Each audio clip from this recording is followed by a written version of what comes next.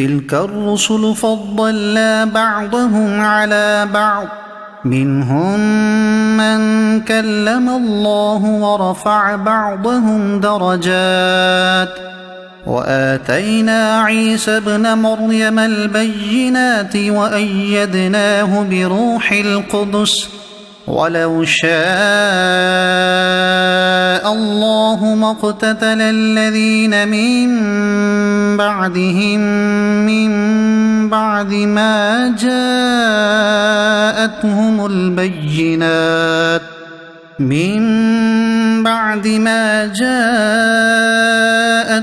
البينات ولكن اختلفوا فمنهم من آمن ومنهم من كفر ولو شاء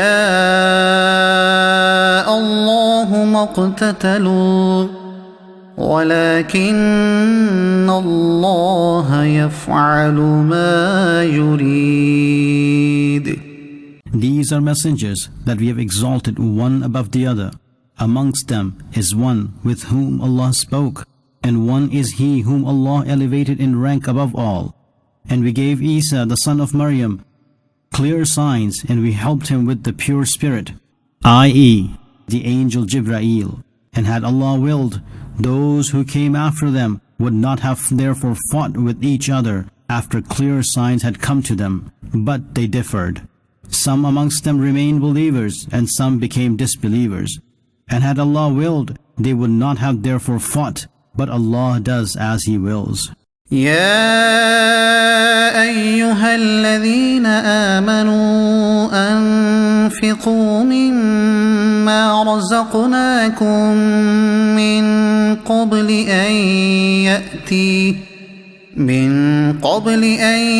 يأتي يوم لا بيع فيه ولا خلة ولا شفاعة والكافرون هم الظالمون.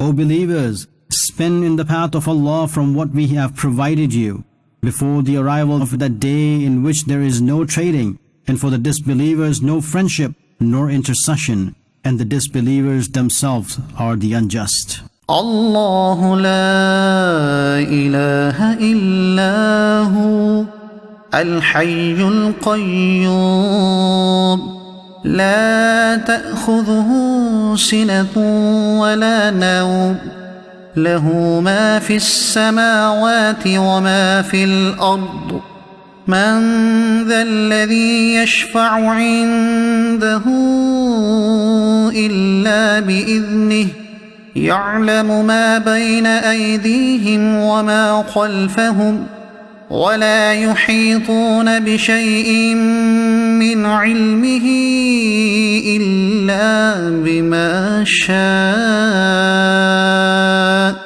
وسع كرسيه السماوات والأرض ولا يؤوده حفظهما وهو العلي العظيم.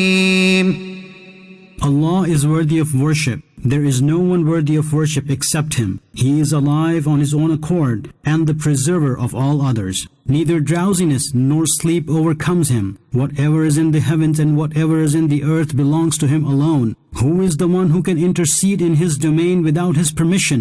He knows whatever is in front of them and whatever is behind them. And they, i.e., people, do not attain from His knowledge except as much as He wills. The heavens and the earth are encompassed in His throne, and their protection is not a burden for Him, and only He is the Supreme, the Great. لا إكراه في الدين قد تبين الرشد من الغي فمن يكفر بالطاغوت ويؤمن بالله فقد استمسك بالعروة الوثقى لا انفصام لها والله سميع عليم.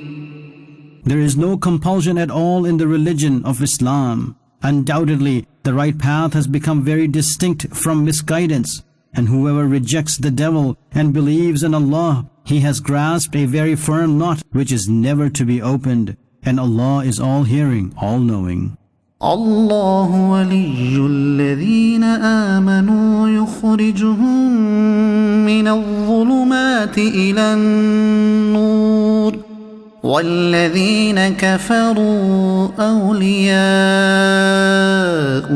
الطاغوت يخرجونهم من النور إلى الظلمات أولئك أصحاب النار هم فيها خالدون. Allah is the protector of the Muslims. He brings them out from darknesses towards light, and the supporters of the disbelievers are the devils. They take them out from the light towards the darknesses. It is they who are the dwellers of hell. They are to remain therein forever. ألم تر إلى الذي حاج إبراهيم في ربه أن آتاه الله الملك إذ قال إبراهيم ربي الذي يحيي ويميت قال أنا أحيي وأميت قال إبراهيم فإن الله يأتي بالشمس من المشرق فأت بها من المغرب فبهت الذي كفر والله لا يهدي القوم الظالمين. O beloved, did you not see him, i.e., Namrud, who clashed with Ibrahim concerning his Lord because Allah had given him kinship? When Ibrahim said, "My Lord is he who gives life and causes death," he said, "I give life and cause death." Ibrahim said, "So Allah brings the sun from the east, you should bring it from the west." So the disbeliever was utterly confounded, and Allah does not guide the unjust.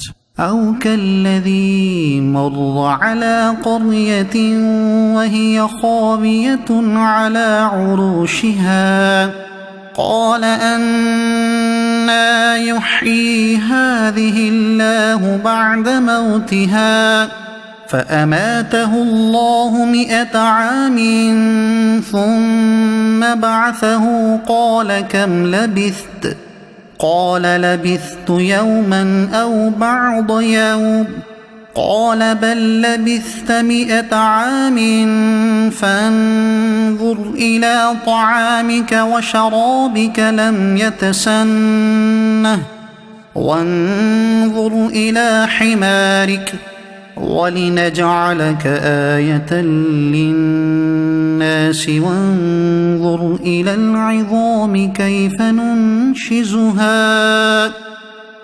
ننشزها ثم نكسوها لحما فلما تبين له قال أعلم أن الله على كل شيء قدير. Or like the one, i.e., the Prophet Uzair, who passed through a village and that was lying collapsed on its roof. He said, "How will Allah revive it after it had perished?" So Allah left him dead for 100 years, then brought him back to life. He, Allah, said, "How long have you remained here?" He submitted, "I stayed maybe for a day or part of it." He, Allah, said, "Rather 100 years have passed you by, and observe your food and drink which has not yet produced a stale odor. And observe your donkey, and this was done so that we may make you a sign for the people, and observe the bones as to how we raise them, and then cover them with flesh." When the matter became clear to him, he said, "I know very well that Allah is able to do everything."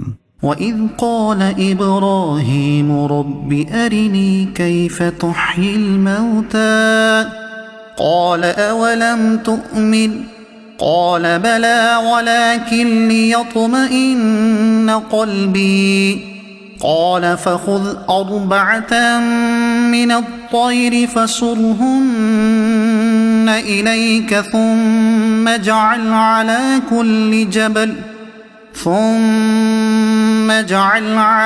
كل جبل منهن جزءا ثم ادعهن يأتينك سعيا واعلم أن الله عزيز حكيم.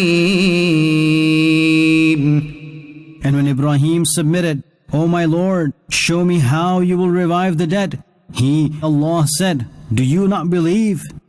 Ibrahim submitted, why not? But I wish to put my heart at ease. So Allah said, well, take 4 birds and familiarize them to yourself. Place a part of each of them on separate mountains, then call them. They will come running to you on their feet, and know that Allah is Almighty, All-Wise. مثل الذين ينفقون أموالهم في سبيل الله كمثل حبة أنبتت 7 سنابل في كل سنبلة 100 حبة والله يضاعف لمن يشاء والله واسع عليم. The example of those who spend their wealth in the path of Allah is similar to a grain which has sprouted 7 ears, and each ear contains 100 grains. And Allah may increase even more than this for whomsoever He wills. And Allah is all-encompassing, all-knowing. الذين ينفقون أموالهم في سبيل الله ثم لا يتبعون ما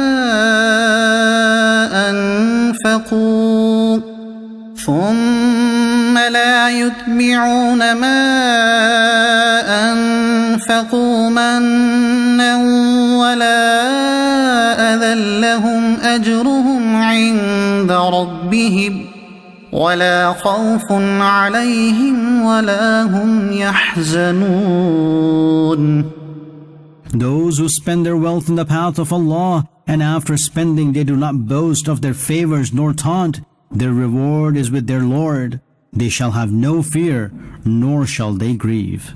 قول معروف ومغفرة خير من صدقة يتبعها أذى والله غني حليم. To speak kind words and to forgive is better than that charity which is followed by causing anguish, and Allah is independent, most forbearing. يا أيها الذين آمنوا لا تبطلوا صدقاتكم بالمن والأذى كالذي ينفق ماله رئاء الناس ولا يؤمن بالله واليوم الآخر فمثله كمثل صفوان عليه تراب فأصابه وابل فتركه صلدا لا يقدرون على شيء مما كسبوا والله لا يهدي القوم الكافرين.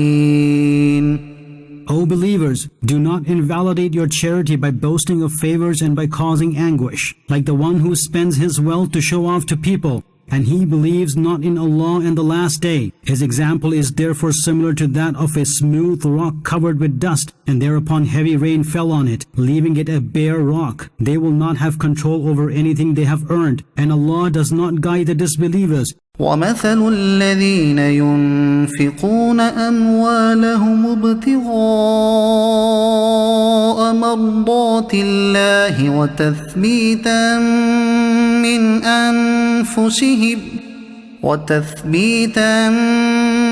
من أنفسهم كمثل جنة بربوة أصابها وابل فآتت أكلها ضعفين فإن لم يصبها وابل فطل والله بما تعملون بصير.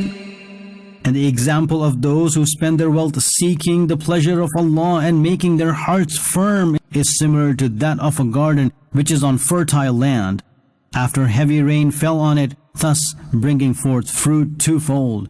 Even if heavy rain does not then reach it, mist is therefore sufficient, and Allah is observing your actions. أيود أحدكم أن تكون له جنة من نخيل وأعناب تجري من تحتها الأنهار له فيها من كل الثمرات وأصابه الكبر وله ذرية ضعفاء فأصابها إعصار فيه نار فاحترقت كذلك يبين الله لكم الآيات لعلكم تتفكرون.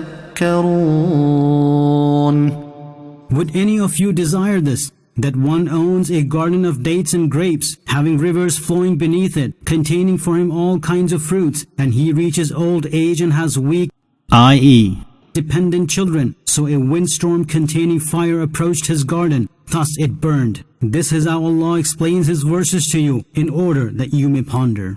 يا أيها الذين آمنوا أنفقوا من طيبات ما كسبتم ومما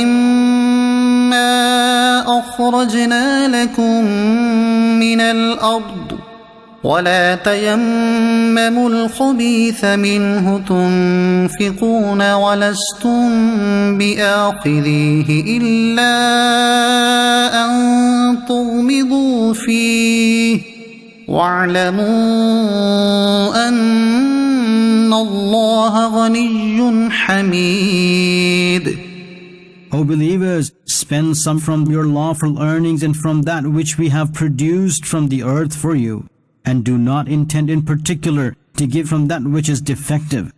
And if you are given it, you would therefore not take it, unless you close your eyes. And know that Allah is independent, most praised. الشيطان يعدكم الفقر ويأمركم بالفحشاء والله يعدكم مغفرة منه وفضلا والله واسع عليم. The devil frightens you with poverty and commands you of indecency, and Allah promises you forgiveness and benevolence, and Allah is all-encompassing, all-knowing. يؤتي الحكمة من يشاء ومن يؤت الحكمة فقد أوتي خيرا كثيرا وما يذكر إلا أولو الألباب. Allah grants wisdom to whomsoever He wills, and whosoever receives wisdom has received goodness in abundance, and no one accepts advice except those who understand. وما أنفقتم من نفقة أو نذرتم من نذر فإن الله يعلمه وما للظالمين من أنصار. And whatever you spend or vow, Allah is aware of that, and the unjust do not have any helper. إن تبدوا الصدقات فنعما هي وإن تخفوها وتؤتوها الفقراء فهو خير لكم ويكفر عنكم من سيئاتكم والله بما تعملون خبير.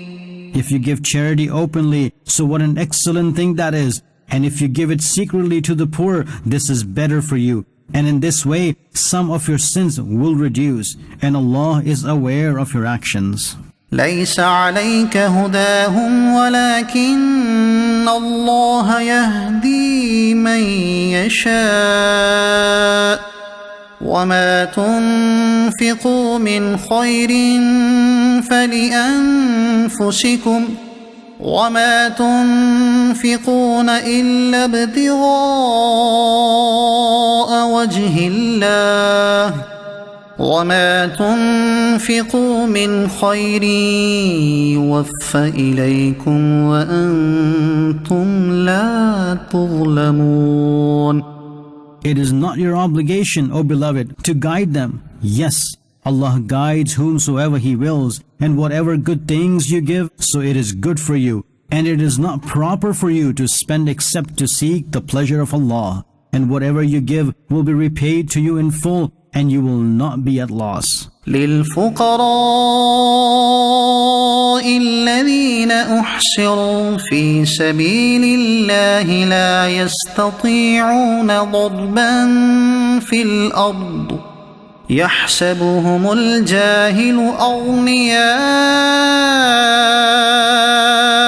من التعفف تعرفهم بسيماهم لا يسألون الناس إلحافا وما تنفقوا من خير فإن الله به عليم. Spend on the poor who are restrained in the way of Allah, who cannot travel in the land. The ignorant thought that they are wealthy because of them abstaining from begging. You will recognize them by their faces. They do not beg of people in a persistently self-humiliating manner, and Allah is aware of whatever you give in charity. الذين ينفقون أموالهم بالليل والنهار سرا وعلانية فلهم أجرهم عند ربهم ولا خوف عليهم ولا هم يحزنون. Those who spend their wealth in the night and in the day secretly and openly, their reward is with their Lord. They have no fear nor any grief. الذين يأكلون الربا لا يقومون إلا كما يقوم الذي يتخبطه الشيطان من المس ذلك بأنهم قالوا إنما البيع مثل الربا وأحل الله البيع وحرم الربا فمن جاءه موعظة من ربه فانتهى فله ما سلف وأمره إلى الله ومن عاد فأولئك أصحاب النار هم فيها خالدون. Those who consume usury, i.e., interest, will not stand up on the day of judgment, but stand like the one who is possessed by an evil spirit, making him insane. This is because they said, trade is in fact also like usury, and Allah has made trading lawful and has made usury unlawful. Therefore, the one whom advice has come to from his Lord, and he refrained from it, so what he has taken in the past is lawful for him, and his matter is with Allah. And whoever does the same, i.e., continues earning usury, henceforth is the inmate of hell. They will remain therein for a very long time. يمحق الله الربا ويربي الصدقات والله لا يحب كل كفار أثيم. Allah destroys usury and gives growth to charity, and Allah does not like any ungrateful, excessive sinner. إن الذين آمنوا وعملوا الصالحات وأقاموا الصلاة وآتوا الزكاة لهم أجرهم عند ربهم ولا خوف عليهم ولا هم يحزنون. Indeed, those who believed and did good deeds and established salah and paid zakah, their reward is with their Lord, and they have no fear nor any grief at all. يا أيها الذين آمنوا اتقوا الله وذروا ما بقي من الربا إن كنتم مؤمنين. O believers, fear Allah and give up the remaining usury if you are believers. فإن لم تفعلوا فأذنوا بحرب من الله ورسوله وإن تبتم فلكم رؤوس أموالكم لا تظلمون ولا تظلمون. If you then do not act upon this, so be certain of a war with Allah and His Messenger. And if you repent, so take back your initial amount, neither causing loss to anyone else, nor facing loss yourself. وَإِن كَانَ ذُو عُسْرَةٍ فَنَظِرَةٌ إِلَى مَيْسَرَةٍ وَأَن تَصَدَّقُوا خَيْرٌ لَكُمْ إِن كُنتُمْ تَعْلَمُونَ. And if the debtor in his difficulty, so give him respite until it becomes easy, and giving up his entire debt is better for you if you know. وَاتَّقُوا يَوْمًا تُرْجَعُونَ فِيهِ إِلَى اللَّهِ ثُمَّ تُوَفَّى كُلُّ نَفْسٍ مَا كَسَبَتْ وَهُمْ لَا يُظْلَمُونَ. And fear that day in which you shall return to Allah, and every soul will be compensated in full according to what it had earned, and they will not be wronged. يا أيها الذين آمنوا إذا تداينتم بدين إلى أجل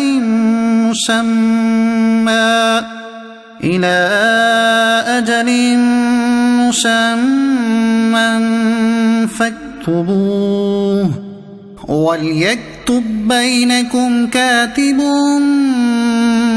بالعدل ولا يأب كاتب أن يكتب كما علمه الله فليكتب وليملل الذي عليه الحق وليتق الله ربه ولا يبخس منه شيئا فإن كان الذي عليه الحق سفيها أو ضعيفا أو لا يستطيع أن يمل هو فليملل وليه بالعدل واستشهدوا شهيدين من رجالكم فإن لم يكونا رجلين فرجل وامرأتان ممن ترضون من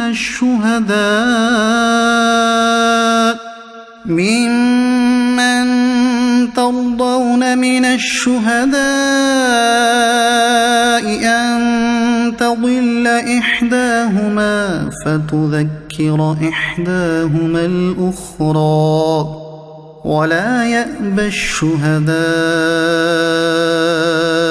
إذا ما دعوا ولا تسأموا أن تكتبوه صغيرا أو كبيرا إلى أجله ذلكم أقسط عند الله وأقوم للشهادة وأدنى ألا ترتابوا إلا أن تكون تجارة حاضرة تديرونها بينكم فليس عليكم جناح ألا تكتبوها وأشهدوا إذا تبايعتم ولا يضار كاتب ولا شهيد وإن تفعلوا فإنه فسوق بكم واتقوا واتقوا الله ويعلمكم الله والله بكل شيء عليم.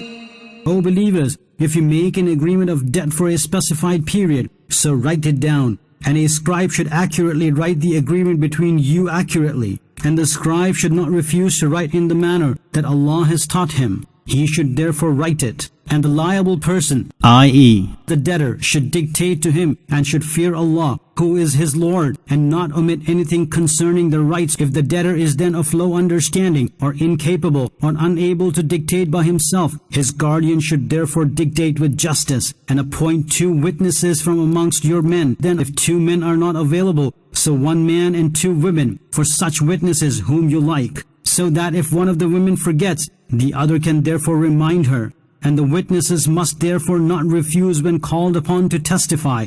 Do not feel it a burden, whether the debt is small or big. Write it down along with its fixed period. This is closer to justice according to Allah, and will be of strong evidence and more likely to prevent doubts amongst yourselves, except when it is an instant trade in which the exchange is immediate. So there is no sin upon you for not writing it down, and appoint witnesses when you therefore conclude a contract of buying and selling, and neither the scribe nor the witnesses be subjected to any harm. And if you do so, this would henceforth be a sin on your part. And fear Allah, and Allah teaches you, and Allah knows everything. وَإِن كُنتُمْ عَلَى سَفَرٍ وَلَمْ تَجِدُوا كَاتِبًا فَرِهَانٌ مَّقْبُوضَةٌ فَإِنْ أَمِنَ بَعْضُكُمْ بَعْضًا فَلْيُؤَدِّ الَّذِي اؤْتُمِنَ أَمَانَتَهُ وَلْيَتَّقِ اللَّهَ رَبَّهُ وَلَا تَكْتُمُوا الشَّهَادَةَ وَمَن يَكْتُمْهَا فَإِنَّهُ آثِمٌ قَلْبُهُ وَاللَّهُ بِمَا تَعْمَلُونَ عَلِيمٌ. And if you are on a journey and cannot find a scribe, a guarantee must therefore be pledged. And if one of you trusts the other, the one who is entrusted must therefore discharge his trust to him, i.e., to the creditor, and fear Allah, who is his Lord, and do not hide testimony. And whoever hides testimony, his heart is therefore sinful from within, and Allah knows your actions. لله ما في السماوات وما في الأرض وإن تبدوا ما في أنفسكم أو تخفوه يحاسبكم به الله فيغفر لمن يشاء ويعذب من يشاء والله على كل شيء قدير. Only to Allah belongs whatever is in the heavens and whatever is in the earth. And if you disclose whatever is in your hearts or conceal it, Allah will take account of it from you. So He will forgive whomsoever He wills and will punish whomever He wills. And Allah is powerful over all things. آمن الرسول بما أنزل إليه من ربه والمؤمنون كل آمن بالله وملائكته وكتبه ورسله لا نفرق بين أحد من رسله وقالوا سمعنا وأطعنا غفرانك ربنا وإليك المصير. The messenger, i.e., the Prophet Muhammad, believed in whatever has been sent down to him from his Lord, and so do the believers. All have believed in Allah and His angels and His books and His messengers, declaring this, that we do not differentiate in believing in any of His messengers, and they submitted that we listened and obeyed. Your forgiveness be granted to us, O our Lord, and towards only You is our return. لا يكلف الله نفسا إلا وسعها لها ما كسبت وعليها ما اكتسبت ربنا لا تؤاخذنا إن نسينا أو أخطأنا ربنا ولا تحمل علينا إصرا كما حملته على الذين من قبلنا ربنا ولا تحملنا ما لا طاقة لنا به واعف عنا واغفر لنا وارحمنا أنت مولانا فانصرنا على القوم الكافرين. Allah does not place a burden upon any soul except to the extent of its strength. Beneficial for it is the goodness it earned, and harmful for it is the evil it earned. O our Lord, do not seize us if we forget or have made a mistake. O our Lord, and do not place a heavy burden upon us as you have placed upon those before us. O our Lord, and do not place upon us a burden for which we do not have the strength to bear. And pardon us, and forgive us, and have mercy upon us. You are our Master, so help us against the disbelievers. Surah Ali Imran. This surah is Madani, containing 200 verses and 20 sections. بسم الله الرحمن الرحيم. Allah's name to commence with, the most gracious, the most merciful. ألف لام ميم. Alif Lam Mim. الله لا إله إلا هو الحي القيوم. Allah is worthy of worship. Except Him, no one is worthy of worship. He is alive on His own accord and the preserver of all others. نزل عليك الكتاب بالحق مصدقا لما بين يديه وأنزل التوراة والإنجيل. He has sent down upon you this true book, i.e., the Quran, confirming the previous books, and He sent down the Torah and the Injil Bible before it.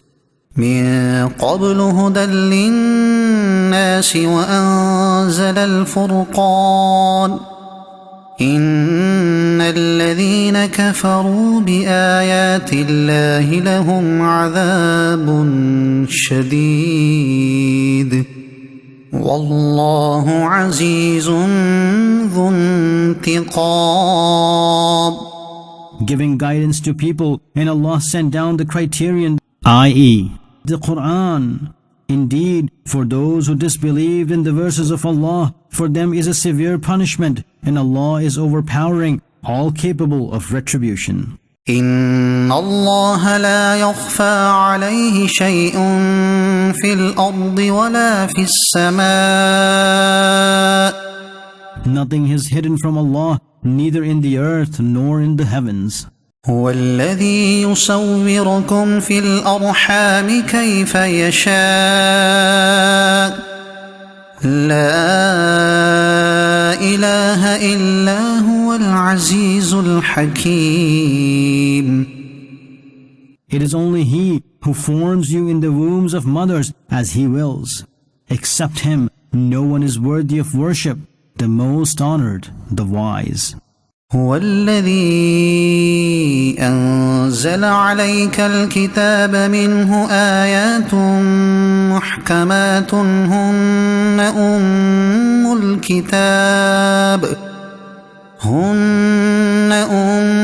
الكتاب وأخر متشابهات فأما الذين في قلوبهم زيغ فيتبعون ما تشابه منه ابتغاء الفتنة وابتغاء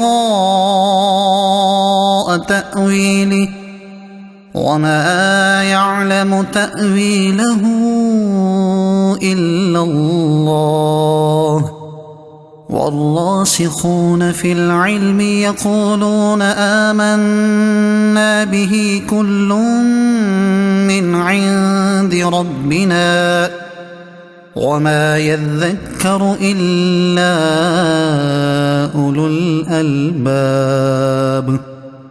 It is He who has sent down to you, O beloved, this book, i.e., the Quran. Parts of its verses are with clear meanings. They are the foundation of the book, and there are other verses with unclear meanings. Those in whose hearts is deviation pursue the verses having unclear meanings, desiring misguidance and seeking its interpretation, and only Allah knows its true meaning. And those having sound knowledge say, we believe in it. All this is from our Lord, and no one accepts advice but the people of intelligence.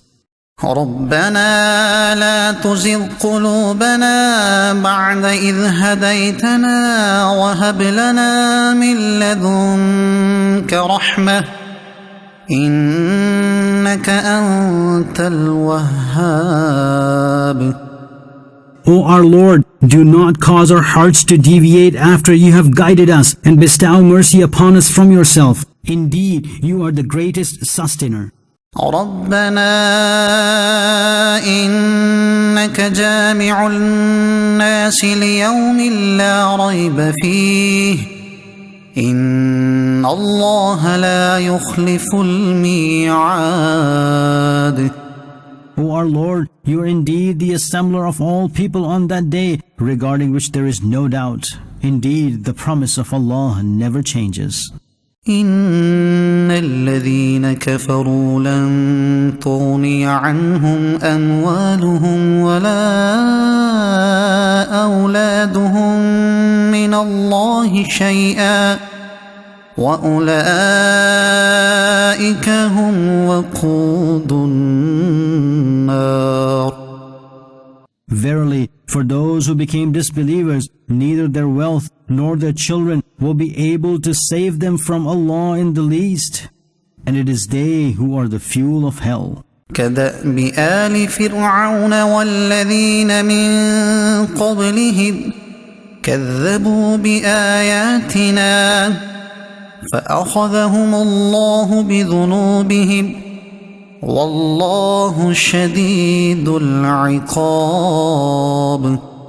Similar to the ways of the people of Pharaoh and of those before them, they belied our verses, so Allah seized them due to their sins, and the punishment of Allah is severe. قل للذين كفروا ستغلبون وتحشرون إلى جهنم وبئس المهاد. O beloved, say to the disbelievers, very soon you will be overpowered and driven towards hell, and that is a very despicable resting place. قد كان لكم آية في فئتين التقتا فئة تقاتل في سبيل الله وأخرى كافرة يرونهم مثليهم رأي العين والله يؤيد بنصره من يشاء إن في ذلك لعبرة لأولي الأبصار. Indeed, there was a sign for you in the two groups that clashed with each other, one army fighting in the path of Allah, and another of disbelievers, whom they saw as twice their number with their very eyes. And Allah empowers with His help whomsoever He wills. Indeed, in this observation is definitely a lesson for the intelligent. زين للناس حب الشهوات من النساء والبنين والقناطير المقنطرة من الذهب والفضة والخيل المسومة والأنعام والحرث ذلك متاع الحياة الدنيا والله عنده حسن المآب. Beautified for people is the love for what they desire of women and sons, an accumulation of heaps of gold and silver and branded horses and cattle and crops. All this is possession of this worldly life, and it is Allah with whom is the good abode. قل أنبئكم بخير من ذلكم للذين اتقوا عند ربهم جنات تجري من تحتها الأنهار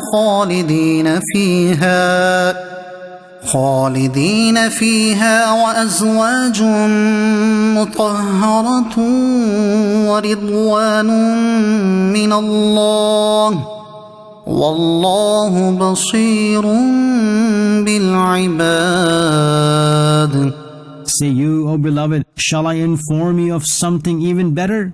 For the pious there are gardens with their Lord beneath which river flow, wherein they will remain forever. And for them are pure wives and the pleasure of Allah, and Allah observes His bondsmen. الذين يقولون ربنا إننا آمنا فاغفر لنا ذنوبنا وقنا عذاب النار. Those who say, O our Lord, we have accepted faith, so forgive our sins and save us from the punishment of hell. الصابرين والصادقين والقانتين والمنفقين والمستغفرين بالأسحار. They are the patient and the truthful and the courteous and the ones who spend in the cause of Allah and the seekers of forgiveness in the last part of the night. شهد الله أنه لا إله إلا هو والملائكة وأولو العلم قائما بالقسط لا إله إلا هو العزيز الحكيم. Allah has testified that there is no one worthy of worship but Him, and so did the angels and those of knowledge, whilst maintaining justice. There is no one worthy of worship except Him, the most esteemed, the all-wise. إن الدين عند الله الإسلام وما اختلف الذين أوتوا الكتاب إلا من بعد ما جاءهم العلم بغيا بينهم ومن يكفر بآيات الله فإن الله سريع الحساب. Indeed, the only true religion according to Allah is Islam. The people of the book disputed only after the knowledge had come to them due to the burning of their hearts, i.e., intense jealousy. And whoever disbelieves in the verses of Allah, so Allah is definitely swift in taking account. فإن حاجوك فقل أسلمت وجهي لله ومن اتبعني وقل للذين أوتوا الكتاب والأميين أأسلمتم فإن أسلموا فقد اهتدوا وإن تولوا فإنما عليك البلاغ والله بصير بالعباد.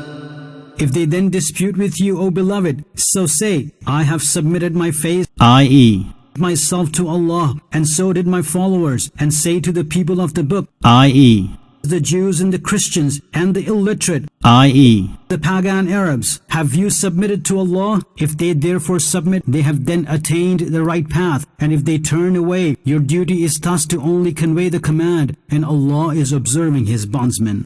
إن الذين يكفرون بآيات الله ويقتلون النبيين بغير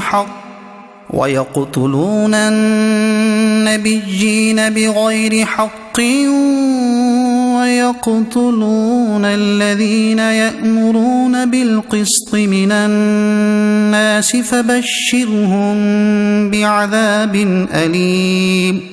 those who disbelieve in the verses of Allah and unjustly assassinate the prophets and slay people who order justice, give them glad tidings of a painful punishment. أولئك الذين حبطت أعمالهم في الدنيا والآخرة وما لهم من ناصرين. They are those whose good deeds are wasted in this world and in the hereafter, and they have no helper. ألم تر إلى الذين أوتوا نصيبا من الكتاب يدعون إلى كتاب الله ليحكم بينهم ثم يتولى فريق منهم وهم معرضون.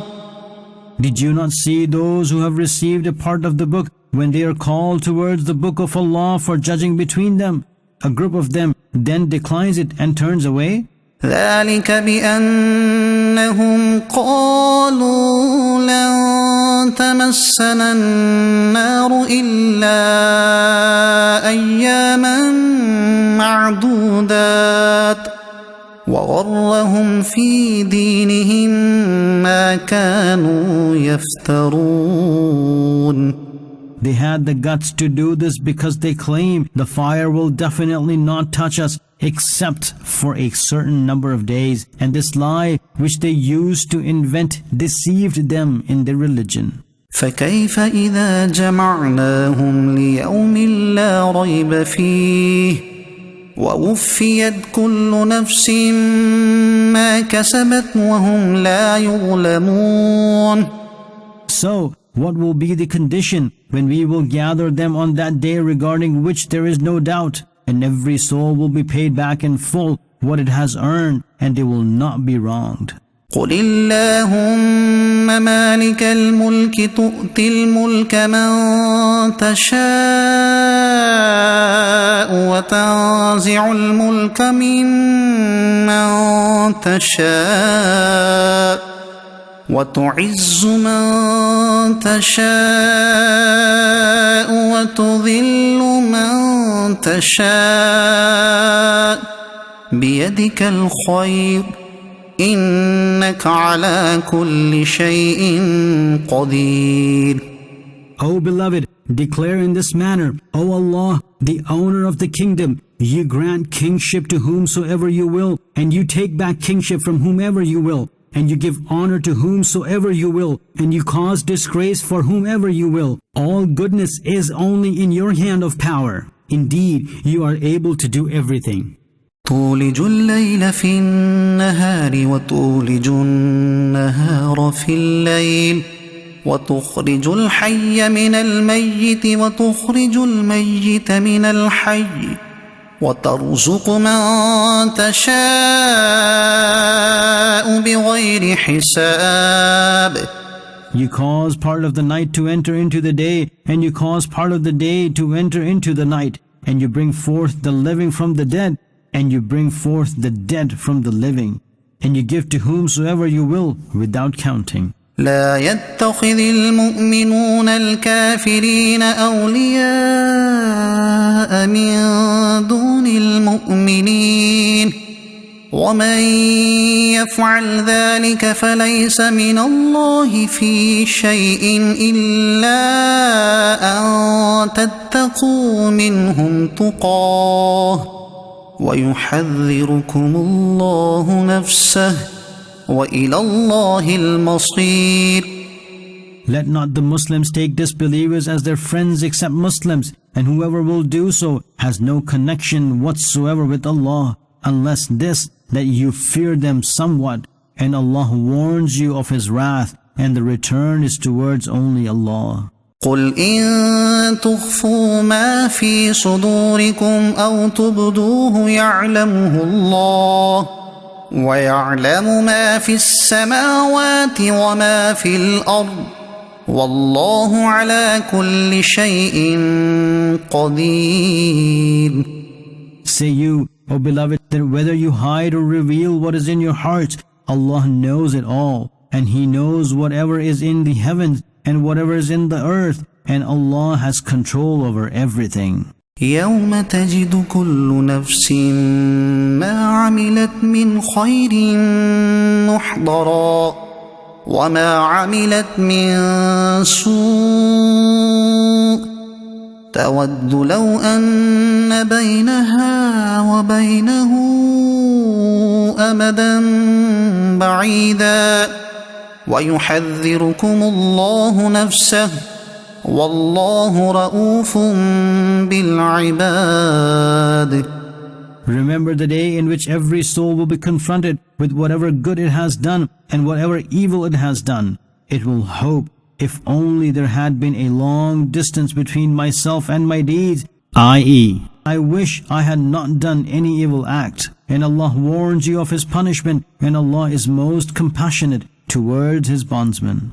قل إن كنتم تحبون الله فاتبعوني يحببكم الله ويغفر لكم ذنوبكم والله غفور رحيم.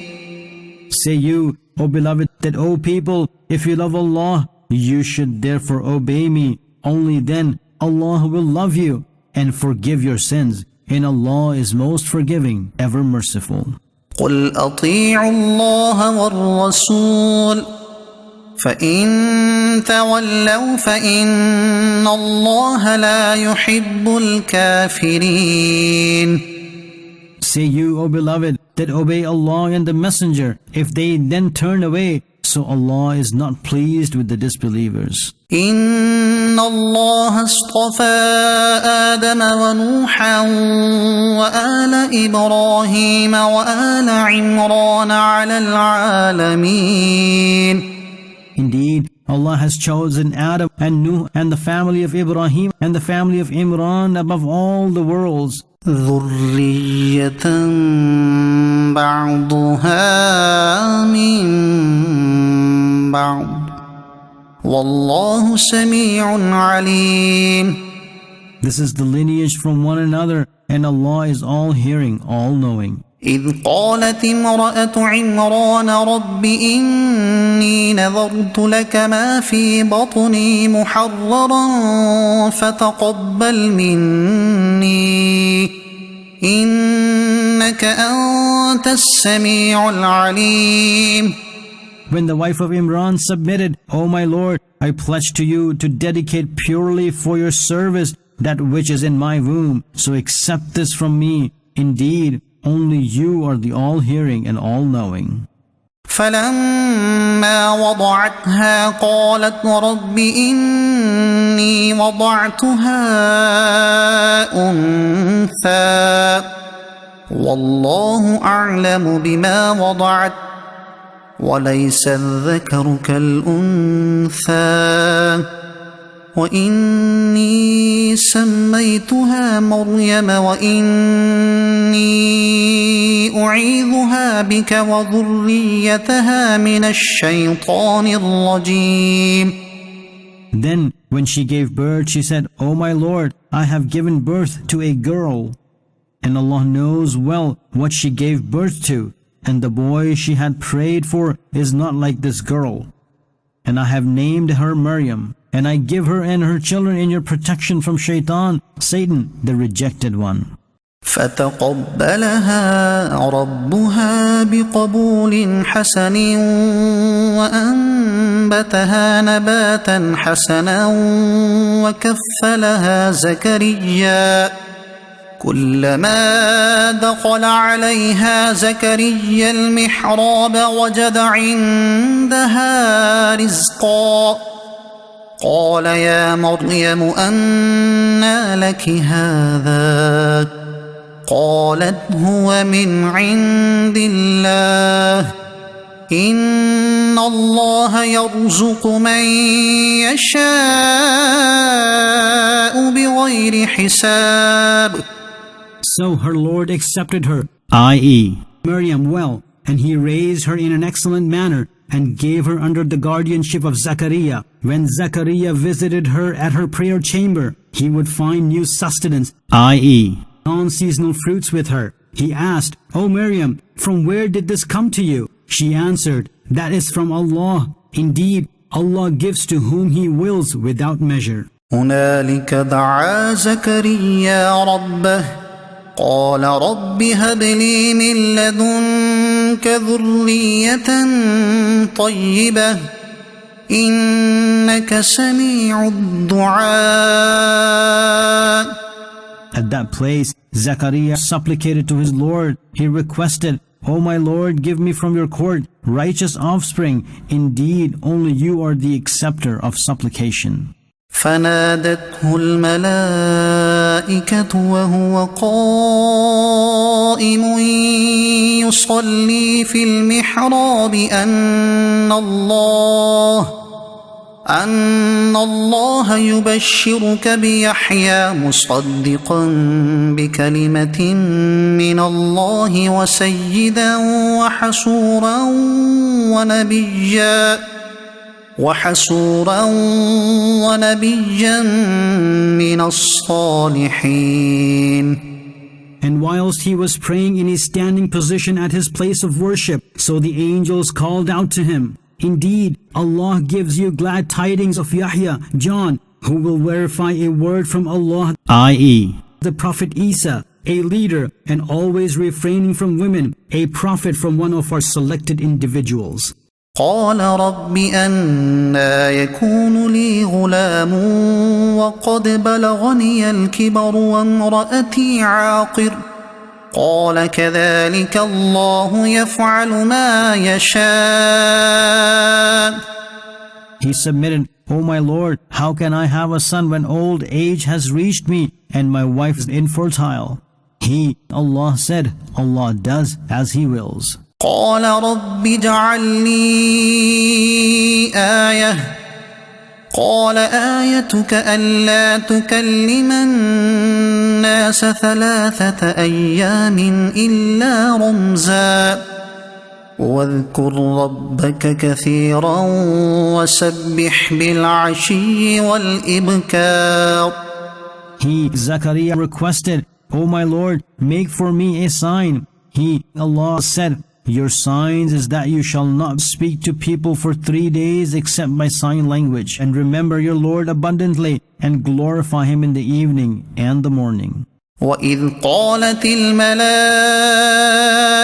يا مريم إن الله اصطفاك وطهرك واصطفاك على نساء العالمين. And remember when the angel said, O Maryam, Allah has indeed chosen you and purified you well, and today, i.e., in your era, exalted you above all the women of the world. يا مريم اقنتي لربك واسجدي واركعي مع الراكعين. O Maryam, stand respectfully in the majestic court of your Lord and prostrate for His sake and bow with those who bow in prayer. ذلك من أنباء الغيب نوحيه إليك وما كنت لديهم إذ يلقون أقلامهم أيهم يكفل مريم وما كنت لديهم إذ يختصمون. These are the unseen news that we secretly revealed to you, O beloved, and you were not present with them when they were casting lots with their pens as to who should have the guardianship of Maryam, nor were you present with them when they were disputing. إذ قالت الملائكة يا مريم إن الله يبشرك بكلمة منه اسمه المسيح عيسى بن مريم وجيها في الدنيا والآخرة ومن المقربين. And recall when the angels said to Maryam, O Maryam, Allah gives you glad tidings of a word from Himself, whose name is the Messiah Isa, the son of Maryam. He will be respected in this world and in the hereafter, and the close one to Allah. ويكلم الناس في المهد وكهلا ومن الصالحين. And He will speak to people in the cradle and in His maturity, and will be of the special ones. قالت رب أنى يكون لي ولد ولم يمسسني بشر قال كذلك الله يخلق ما يشاء إذا قضى أمرا فإنما يقول له كن فيكون. She said, O my Lord, how can I bear a child when no person has ever touched me? He, Allah, said, this is how Allah creates whatever He wills. When He issues a command, so He say to it, be, it happens instantly. ويعلمه الكتاب والحكمة والتوراة والإنجيل. And Allah will teach him the book and wisdom and the Torah and the Injil. ورسولا إلى بني إسرائيل أني قد جئتكم بآية من ربكم أني أخلق لكم من الطين كهيئة الطير فأنفخ فيه فيكون طيرا بإذن الله وأبرئ الأكمه والأبرص وأحيي الموتى بإذن الله وأنبئكم بما تأكلون وما تدخرون في بيوتكم إن في ذلك لآية لكم إن كنتم مؤمنين. And he will be a messenger towards the children of Israel, while uttering, I have come to you with a sign from your Lord, that I mold for you from clay a bird-like figure. I then blow onto it. It therefore immediately becomes a living bird by the permission of Allah. And I heal him who was born blind and the leper. And I give life to the dead with the permission of Allah. And I inform you of what you eat and what you store in your homes. Undoubtedly, in these miracles is a great sign for you, if you are believers. ومصدقا لما بين يدي من التوراة ولأحل لكم بعض الذي حرم عليكم وجئتكم بآية من ربكم فاتقوا الله وأطيعون. And I have come confirming the Torah, the book before me, and for this reason, to make lawful for you some of the things that were forbidden to you. And I have come to you with a sign from your Lord. So, fear Allah and obey me. إن الله ربي وربكم فاعبدوه هذا صراط مستقيم. Undoubtedly, the Lord of mine, yours, and all is Allah. So, worship only Him. This is the straight path. فلما أحس عيسى منهم الكفر قال من أنصاري إلى الله قال الحواريون نحن أنصار الله آمنا بالله واشهد بأننا مسلمون. Then, when Isa sensed disbelief from them, he said, who will be my helper towards Allah? The disciples said, we are the helpers of the religion of Allah. We believed in Allah, and you be witness that we are Muslims. ربنا آمنا بما أنزلت واتبعنا الرسول فاكتبنا مع الشاهدين. O our Lord, we have believed in what you have sent down, and we obeyed the messenger, so write us amongst the witnesses of the truth. ومكروا ومكر الله والله خير الماكرين.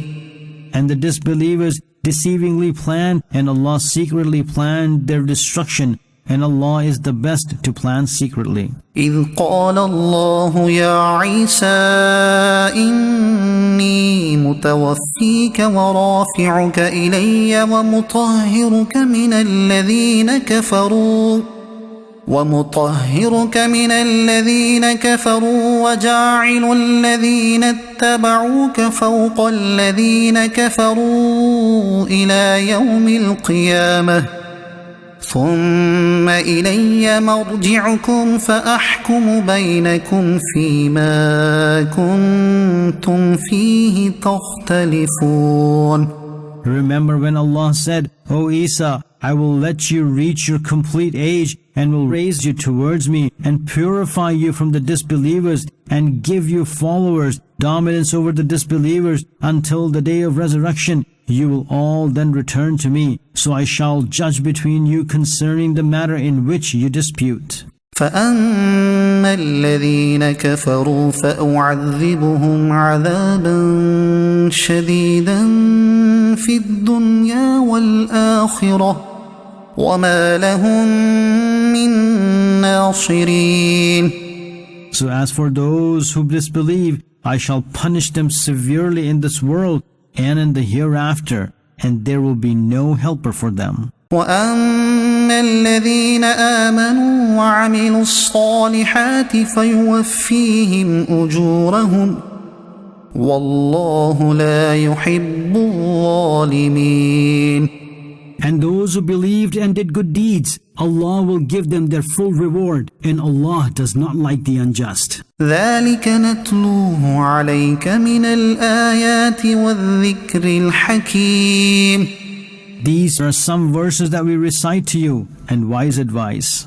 إن مثل عيسى عند الله كمثل آدم خلقه من تراب ثم قال له كن فيكون.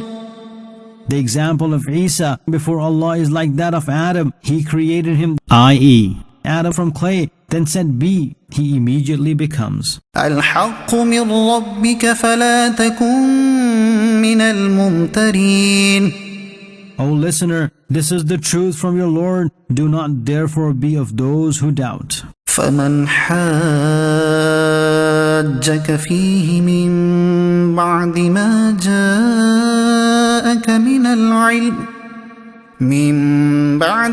جاءك من العلم فقل تعالوا ندع أبناءنا وأبناءكم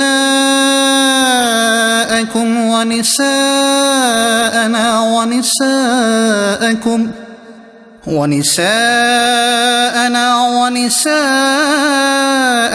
وأنفسنا وأنفسكم ثم نبتهل فنجعل لعنة الله على الكاذبين.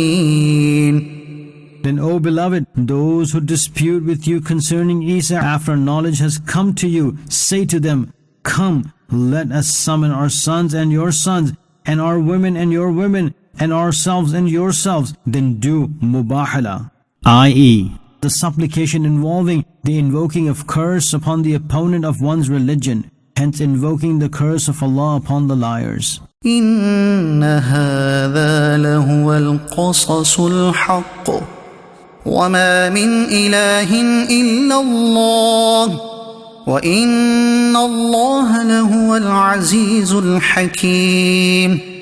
Undoubtedly, only this is the true narrative. There is no one worthy of worship except Allah, and no doubt only Allah is overpowering the wise. فإن تولوا فإن الله عليم بالمفسدين.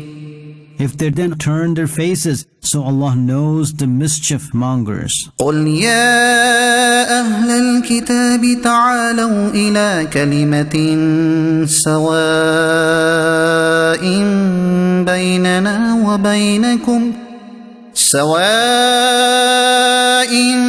بيننا وبينكم ألا نعبد إلا الله ولا نشرك به شيئا ولا يتخذ بعضنا بعضا أربابا من دون الله فإن تولوا فقولوا اشهدوا بأننا مسلمون. Say you, O beloved, O people of the book, come towards such a word which is equal amongst us and you. That is, we shall not worship anyone except Allah, and we are not to ascribe anyone as a partner to Him, and that none of us are to take one another as lords except Allah. Then, if they do not accept, so say, O Muslims, remain witness that we are true Muslims. يا أهل الكتاب لم تحاجون في إبراهيم وما أنزلت التوراة والإنجيل إلا من بعده أفلا تعقلون. O people of the book, why do you argue concerning Ibrahim, whereas the Torah and the Injil were not even sent down but after him? So, do you not have intellect? ها أنتم هؤلاء حاججتم فيما لكم به علم فلم تحاجون فيما ليس لكم به علم والله يعلم وأنتم لا تعلمون. Are you listening? You are of those who were previously involved in the dispute of which you had knowledge. Now, why do you argue about that of which you have no knowledge? And Allah knows and you know not. ما كان إبراهيم يهوديا ولا نصرانيا ولكن كان حنيفا مسلما وما كان من المشركين. Ibrahim was neither a Jew nor a Christian. Rather, he was a Muslim, separate from every falsehood, and was not of the polytheists. إن أولى الناس بإبراهيم للذين اتبعوه وهذا النبي والذين آمنوا والله ولي المؤمنين. Undoubtedly, the most deserving of Ibrahim amongst the people were those who followed him, and this prophet, i.e., the beloved Muhammad, and the believers, and Allah is the helper of the believers. وَدَّتْ طَائِفَةٌ مِّنْ أَهْلِ الْكِتَابِ لَوْ يُضِلُّونَكُمْ وَمَا يُضِلُّونَ إِلَّا أَنفُسَهُمْ وَمَا يَشْعُرُونَ. A group amongst the people of the book desire from the depth of their heart that somehow they lead you astray, and they make only themselves go astray, and they do not have sense. يا أهل الكتاب لم تكفرون بآيات الله وأنتم تشهدون. O people of the book, why do you disbelieve in the verses of Allah, whereas you yourselves are witnesses? يا أهل الكتاب لم تلبسون الحق بالباطل وتكتمون الحق وأنتم تعلمون. O people of the book, why do you blend the truth with falsehood? And why do you conceal the truth, whereas you are aware? وقالت طائفة من أهل الكتاب آمنوا بالذي أنزل على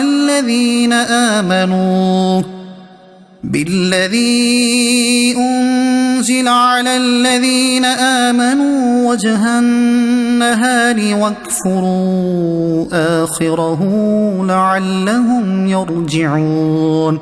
And a group amongst the people of the book said, in the morning, believe in what has been sent down to the believers, and deny it by the evening. Perhaps they, i.e., the Muslims, may turn back to disbelief. ولا تؤمنوا إلا لمن تبع دينكم قل إن الهدى هدى الله أن يؤتى أحد مثل ما أوتيتم أو يحاجوكم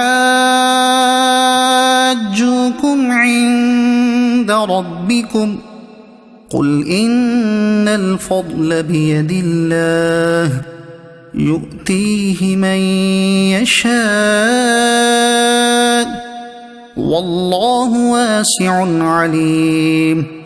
And do not trust except the one who follows your religion. Say you, O beloved, that only Allah's guidance is true guidance. What you should not believe is this, that someone may be given similar to what was given to you, or someone may be able to put up an argument against you before your Lord. Say you, O beloved, that all bounties are only in Allah's hand of power. He may give to whomsoever He wills, and Allah is all-encompassing, all-knowing. يختص برحمته من يشاء والله ذو الفضل العظيم. He chooses distinctively for His mercy whomsoever He wills, and Allah is the possessor of great benevolence. ومن أهل الكتاب من إن تأمنه بقنطار يؤده إليك ومنهم من إن تأمنه بدينار لا يؤده إليك إلا ما دمت عليه قائما ذلك بأنهم قالوا ليس علينا في الأميين سبيل ويقولون على الله الكذب وهم يعلمون. And amongst the people of the book is the one who, if you entrust him with a pile of wealth, he will therefore return it to you. And amongst them is the one who, if you entrust him with just 1 dinar, i.e., a gold coin, so he will not return it to you unless you stand over him, i.e., keep demanding constantly. This dishonesty is because they say that there is no accountability over us in the matter of illiterates, and they purposely fabricate lie against Allah. بلى من أوفى بعهده واتقى فإن الله يحب المتقين. Yes, why not?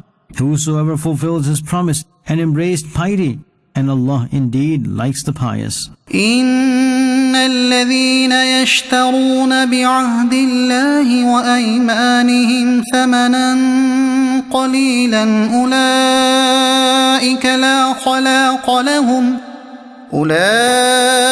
لا خلاق لهم في الآخرة ولا يكلمهم الله ولا ينظر إليهم يوم القيامة ولا يزكيهم وَلَهُمْ عَذَابٌ أَلِيمٌ. Those who accept a miserable price in exchange for their promise with Allah and their oaths, they do not have a share in the hereafter, and Allah will neither speak to them nor look towards them mercifully on the day of resurrection, nor will He purify them, and for them is a painful punishment. وَإِنَّ مِنْهُمْ لَفَرِيقًا يَلْقُونَ أَلْسِنَتَهُمْ بِالْكِتَابِ لِتَحْسَبُوهُ مِنَ الْكِتَابِ وَمَا هُوَ مِنَ الْكِتَابِ وَيَقُولُونَ هُوَ مِنْ عِنْدِ اللَّهِ وَمَا هُوَ مِنْ عِنْدِ اللَّهِ وَيَقُولُونَ عَلَى اللَّهِ الْكَذِبَ وَهُمْ يَعْلَمُونَ. And amongst them, i.e., the people of the book, are some of those who distort the book by the twisting of their tongues, so that you may think that this is also in the book, and it is not in the book. And they say, this is from Allah, and that is not from Allah. And they knowingly fabricate lie against Allah. ما كان لبشر أن يؤتيه الله الكتاب والحكم والنبوة ثم يقول للناس كونوا عبادا لي من دون الله ولكن كونوا ربانيين بما كنتم تعلمون الكتاب وبما كنتم تدرسون. It is not the right of any person that Allah gives him a book and the authority and the prophethood. He then says to the people that leave Allah and become my bondsmen. Yes, he will rather say this, that become the devoted bondsmen of Allah for this reason that you teach the book and you also study it. ولا يأمركم أن تتخذوا الملائكة والنبيين أربابا أيأمركم بالكفر بعد إذ أنتم مسلمون. And nor will he command you to appoint angels and the prophet as gods. Would he command you to disbelieve after you have become Muslims? وَإِذْ أَخَذَ اللَّهُ مِيثَاقَ النَّبِيِّينَ لَمَا آتَيْتُكُم مِّن كِتَابٍ وَحِكْمَةٍ ثُمَّ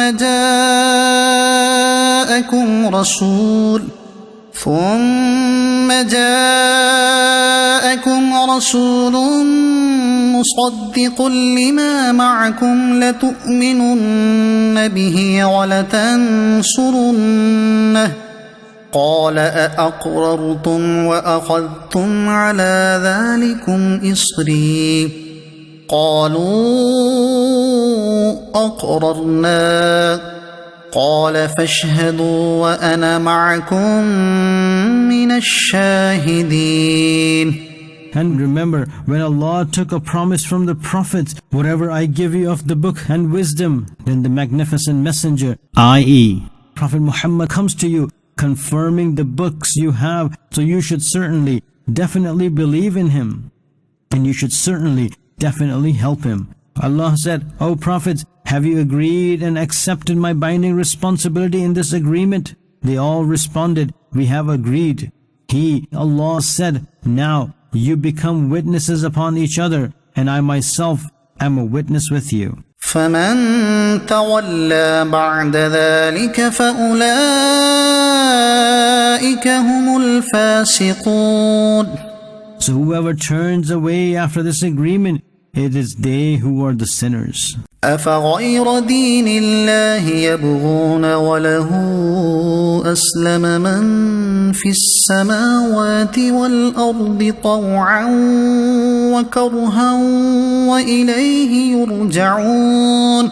So, do they desire a religion other than the religion of Allah, whilst whatever is in the heavens and the earth willingly and unwillingly submits to Him, and to Him they shall return. قُلْ آمَنَّا بِاللَّهِ وَمَا أُنزِلَ عَلَيْنَا وَمَا أُنزِلَ عَلَى إِبْرَاهِيمَ وَإِسْمَاعِيلَ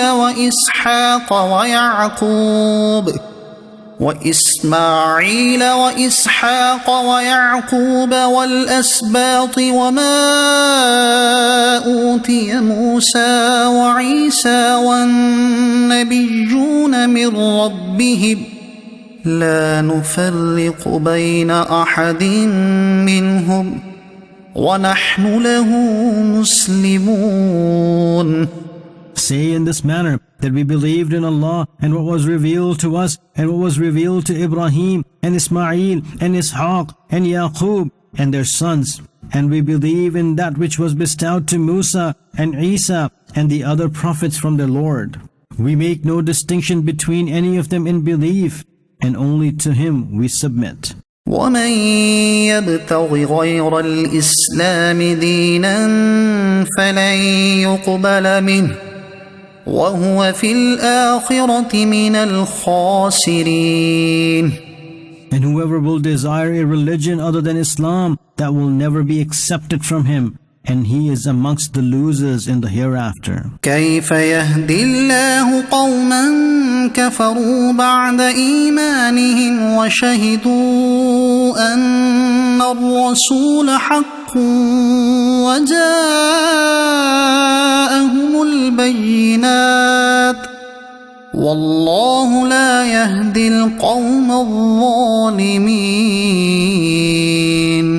Why should Allah desire guidance for such people who disbelieved after believing and bore witness that the messenger is true and clear sign had come to them as well? And Allah does not guide the unjust. أولئك جزاؤهم أن عليهم لعنة الله والملائكة والناس الناس أجمعين. Their retribution is this, that upon them is the curse of Allah and of the angels and of the people, all of them. خالدين فيها لا يخفف عنهم العذاب ولا هم ينظرون. They will remain in it forever. Their punishment is not to be reduced, nor are they to be given any respite. إلا الذين تابوا من بعد ذلك وأصلحوا فإن الله غفور رحيم. Except those who repented thereafter from disbelief and reformed themselves, so Allah is definitely most forgiving, most merciful. إن الذين كفروا بعد إيمانهم ثم ازدادوا كفرا لن تقبل توبتهم وأولئك هم الضالون.